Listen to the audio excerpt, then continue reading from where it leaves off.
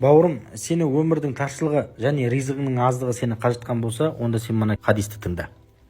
Бір күні пайғамбарымыз алейхиссалату вассаламға келіп, я Алланың елшісі, мына кедейшілік және мына өмірдің таршылығы мені әбден қажытты дейді. Сол кезде пайғамбарымыз алейхиссалату вассалам әлгі кісіге мынандай бір керемет өсиеттерді айтады. Сен үйге кірген кезде, үйіңде адам болсын болмасын, ассаламу алейкум ва рахматуллахи ва баракатуху деп сәлем бер дейді. Кейін маған сәлем бер дейді. Пайғамбарымыз алейхиссалату вассаламға қалай сәлем береміз? Ассаламу алейка я айюхан наби ва рахматуллахи ва баракатуху деп сәлем береміз. Кейін пайғамбарымыз алейхиссалату вассалам бір мәрте Ихлас сүресін оқы деді.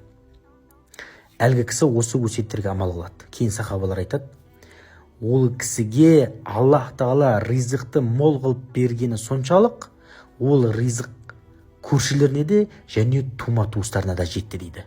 Бұл хадисті Абу Муса Сахл ибн Саадтан риуаят етті.